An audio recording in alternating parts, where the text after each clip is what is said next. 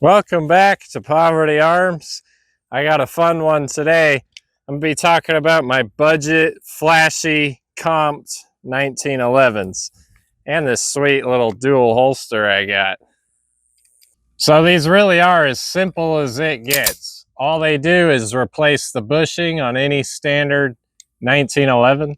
And I got, well, this one here is one of the TZAS model 1911A1s.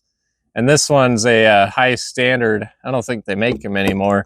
But you can do this with just about any standard 1911 because it just replaces the bushing. You don't even need any tools. And it looks really cool.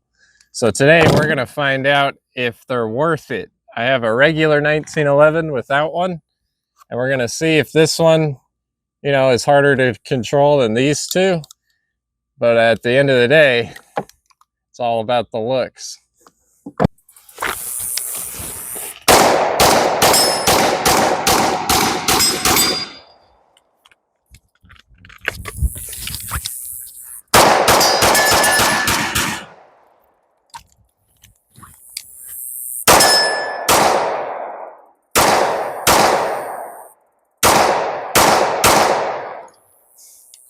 I'm not so good left-handed. You got to remember to try left-handed every once in a while. It's a bit strange for me. I can't quite replicate, my grip. Everyone just take a minute next time you're at the range, try it out. You never know. So if you're wondering where I got the dual holster, I got them on Amazon. I'm pretty sure it's like a costume company. So don't expect them to hold that long, but they look pretty cool, I think. But our first kind of test with these, I want to see which is easier to kind of control. We're going to see if these brakes do much of anything. As you can see, it's got 3 of them. They're not slanted to the rear or anything. They're just cuts on the top, kind of like a porting. They're done pretty cheap. These don't cost that much. You can get one for $30. I think that the silver and gold, though, I think it is kind of pricey because they have to, polish it up and all that. But let's just see. Let's compare the two really quick. All right, so I'm going to shoot my regular everyday carry first. This is a Rock Island 1911. I love these things, fiber optic sights, all that. And I'm going to see if this, if there's a noticeable muzzle flip difference between not having a comp and having a comp. And there probably is a difference, but the main test is these comps are super cheap. I mean, you can get these for $30 on Amazon, eBay, all that. So let's see what happens.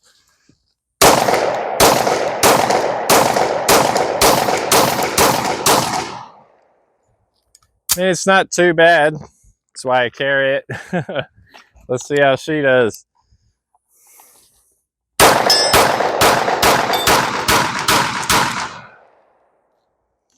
There is a difference. To me, it feels like it keeps it down just a bit more. Now, it's not by much. It really ain't, but it was enough for me to hit that target. We're pretty far away. We're probably 75 yards. I just like to shoot back here because it's in the shade, But let's try the other one. Yeah, I think it keeps it down more. Now, I am a strong advocate for carrying a 1911 every single day. And the main reason is because it's tried and true. And the reason it's tried and true is because you have so many safeties. You have your grip safety, you have the thumb safety, and you have half cock if you're keeping on if you're carrying the right way. Or I carry cocked and locked, trigger on, safety on, because you want to be ready when the time comes. You don't want to dry it, cock it, It's just my take. And just always remember, switching to your other gun is always faster than reloading.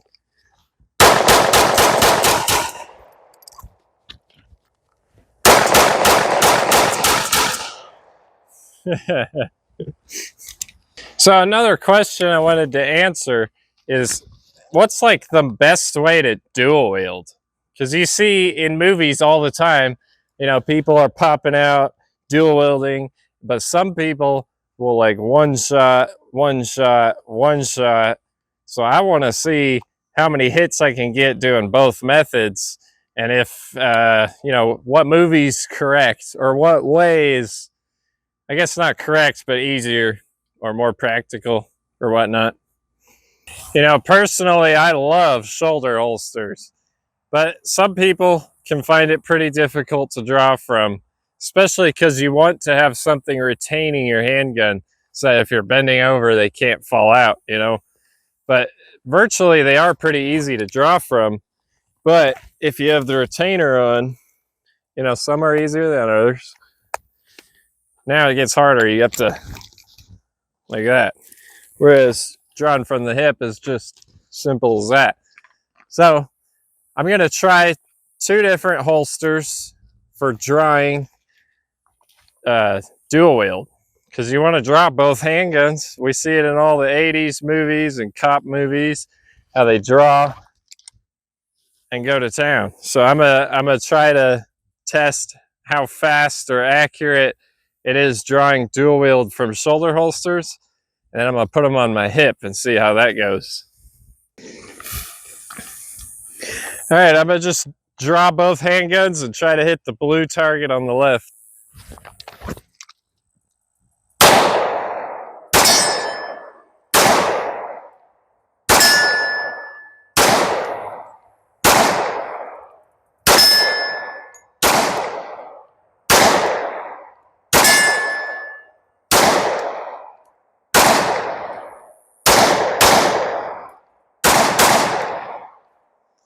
You know, I don't like that method at all. I like shooting them at the same time, so we're gonna go with that next. But one thing I did notice, that they're both fixed sights. This one's off. If you noticed, I hit with my left hand. I'm definitely worse with my left hand, but I hit way more often with my left hand than my right. So this one is a bit off, but we'll try to figure out where it's hitting. So this is how you would probably more practically carry it, is they're just two inside the waist holsters like this. You know, you could throw a shirt over it. No one would know you got two cannons on you. But let's see how this one goes. And I'm going to shoot both at the same time, just like all my favorite movies.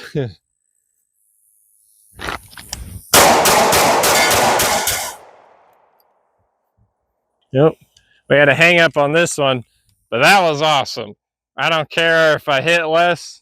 It felt way cooler and it looked awesome. By the way, on povertyarms.com, I sell this. This is my dress shirt design. It's a bunch of little handguns everywhere. In the tag, you got the Poverty Arms logo. I wear it on nice occasions because back here, you can hardly tell what it is. But when someone's up close, it's a bunch of little handguns. So check it out, povertyarms.com/shop, and use code POVERTY to get 0% off and pay full price.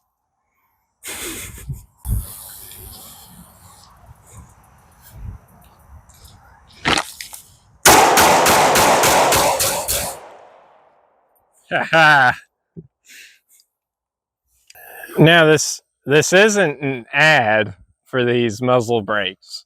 I just like to showcase, you know, cool things that I've got for pretty cheap that look cool, simple to install, and add to your performance. But what are the drawbacks? Because there are drawbacks. For one, let's see how you draw a normal handgun. Okay, it's pretty quick. Now let's draw the long one.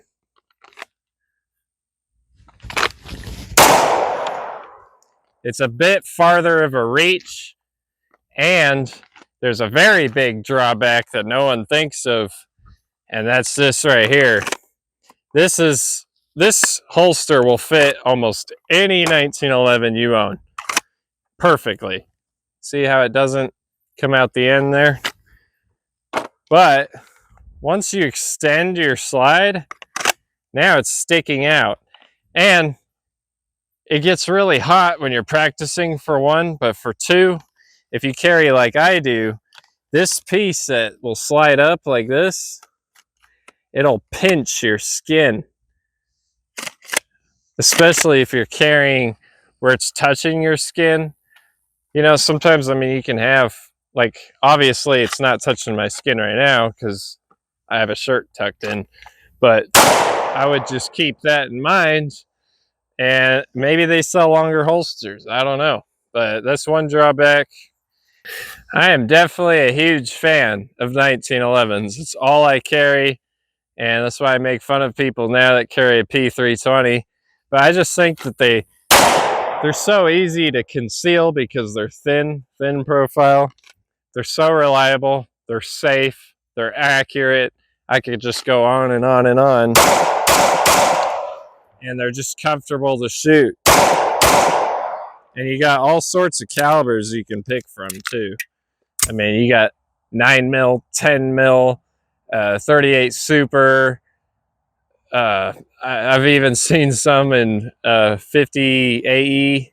I don't know if that one's common though, but I mean, there's a 1911 just about everything you can think of probably. There's probably a 380 one. Well, if you're wondering what are the drawbacks and what are the benefits of a shoulder holster, why do they exist if it's kind of hard to draw from them? And one of those main reasons is concealability, because in stuff like a suit or like, you know, like fancy clothes, we don't do that here, but fancy clothes, if you put something on your hip, it's going to stick out more. And it's much easier to just reach in and grab. Another huge benefit and reason I like shoulder holsters is sitting down, because it's very difficult to draw while sitting unless you have a cross draw set up, or unless you carry appendix, which I can't. I just can't carry appendix. But traditionally carrying, I carry at the 5 o'clock, and if I'm sitting down, say someone comes up or a hog rolls up over here or something, I'm gonna have to draw like this.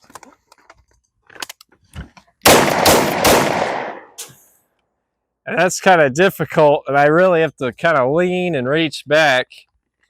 Whereas if I'm sitting here, same exact scenario, right? And I draw from the shoulder, it's way easier, in my opinion. I mean, you just reach right here. Ah, hold on.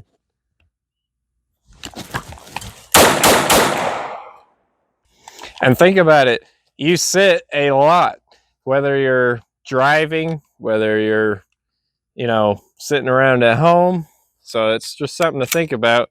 But remember, winter is shoulder holster season. The biggest gun you can possibly fit, put it on and wear it. You know, I'd like to say that I'm not too bad at shooting left-handed, but that's one-handed. I can shoot left-handed, one-handed, no problem. But if you're absolutely terrible at shooting left-handed and you carry dual-wield 1911s, the way to quick draw and put it in your right hand, in my opinion, is to just flip it over like that. I've seen on movies where people do this. I just don't like that at all, and you kind of point the gun at yourself when you do it. So if I was you and you wanted to practice dual wielding, because why not, I would practice throwing it over like this. That way, it's just in your dominant hand no matter what. Whereas you draw left-handed, and I hit the ground right in front of me. I figured I'd make this segment just for people who had questions, but it is not in any way attached to the barrel. And as you should know, or if you don't know, if you don't have a 1911, the barrel does not tilt, it does not move. So when this comes back, it just goes straight through it. It never touches it. There's never an issue. There's no friction. It doesn't grip the barrel. It doesn't affect it almost at all, but I do notice that it kind of pushes it down as I'm shooting. Just every time I shoot, there's just I mean, it's still kicking up, but there's just a little bit of an extra push down each time I shoot. So it's just easier to get back on target. Whereas something like this, you have nothing, and I can't put one of these on there. I could put a threaded barrel or port it, but it's kind of expensive. But if you notice, this one it flips just a bit more.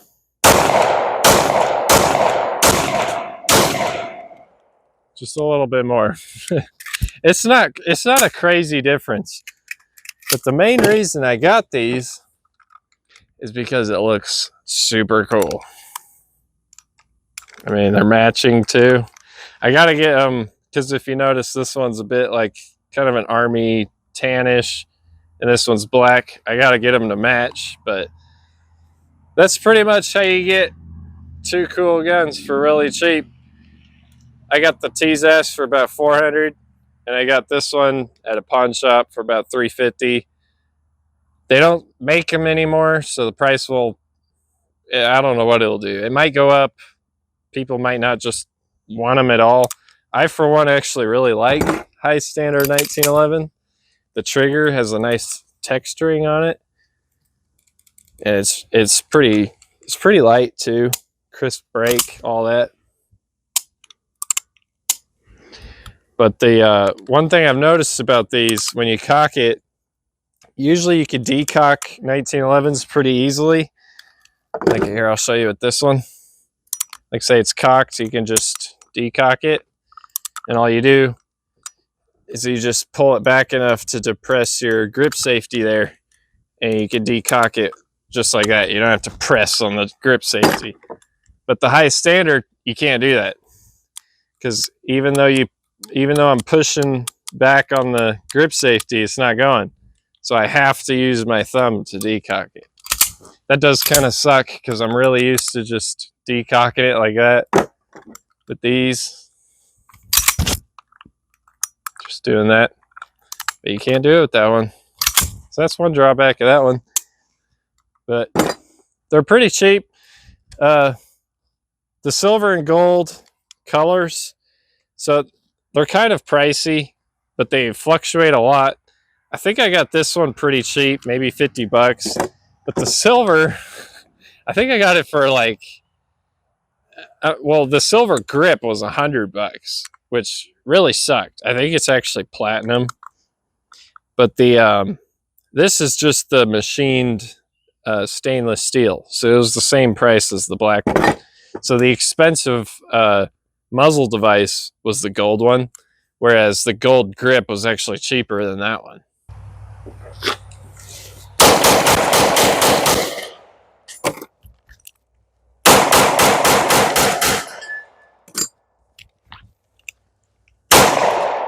Ah!